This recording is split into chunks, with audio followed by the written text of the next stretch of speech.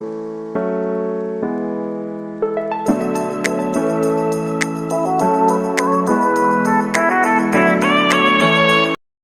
Everyone, আসসালামু আলাইকুম। আশা করি সবাই ভালো আছেন। আল্লাহর অশেষ রহমতে আমরাও ভালো আছি আলহামদুলিল্লাহ। আমি চেষ্টা করি সপ্তাহে একবার হলো বাচ্চাদের নিয়ে বাইরে বের হওয়ার জন্য, কারণ শহরে এলাকায় বাচ্চারা তেমন কোনো ঘোরাফেরা করতে পারে না। যেহেতু সেদিন আনাসের বাবাই বাসায় ছিল না, যার কারণে আনাসকে আমি একাই নিয়ে গিয়েছি আর আমার ছোট বাচ্চাটাকে ও নানার বাড়িতে রেখে গিয়েছিলাম। যেহেতু আমি একা গিয়েছি, যার কারণে আমি দুজনকে তো সামলাতে পারবো না, যার কারণে আমি আনাসকে নিয়ে গিয়েছি আর আমার ছোট বাচ্চাটাকে রেখে গিয়েছিলাম। আমি কাছাকাছি একটা পার্কে গিয়েছি, যার কারণে আমার ছোট বেবিটাকে রেখে আসতে পেরেছি। দূরে কোথাও গেলে দুজনকে সাথে করে নিয়ে যাই। এখন মূল ব্লগে আসা যাক। আমরা গিয়েছিলাম শেখ রাসেল পার্কে, যেটা নারায়ণগঞ্জে অবস্থিত। এখন এই পার্কটার নাম পরিবর্তন করা হয়েছে, সেটা হলো সিটি পার্ক নামে পরিচিত। এখন পার্কটাতে প্রবেশ করার জন্য কোনো রকমের টাকা দিতে হয় না।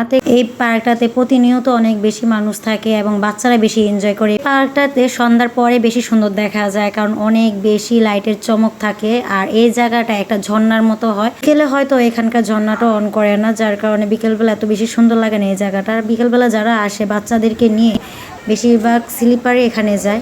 এই পার্কটাতে বেশিরভাগ বাচ্চারা এনজয় করে, বড়দের দেখার মতোই তেমন কিছু নেই, বড়রা শুধু বাচ্চাদের সাথে থাকে। বাচ্চারা এই জায়গাটা বেশি পছন্দ করে, এই জায়গাটায় ওরা বেশি খেলাধুলা করে, যার কারণে একটার ভিতরে পানি ছিল যেটা বড় ছিল, আর যেটা ভিতরে এখন খেলাধুলা করছে সেটা একটু ছোট। এই পার্কটা সবুজে ঘেরা, ছোট বড় সবাই এখানে ঘুরতে আসে। আর এবং এই পার্কটার সাথে বড় একটা লেকের মতো আছে, যেখানে মানে বেশিরভাগ মানুষ বসে সময় কাটায়। পার্কটাতে অনেকবার যাওয়া হয়েছে, কিন্তু পুরা পার্কটাতে আমি তেমন ঘুরিনি। তো আজকে আনাসকে নিয়ে পুরা পার্কটাতে একটু ঘুরলাম। এই পার্কটাতে লেকের মধ্যে ছোট্ট একটা ঘর ছিল এবং একটা উপরে ব্রিজ ছিল, আবার পাহাড়ের মতো ছিল, মানে অনেক কিছু দেখার মতো ছিল।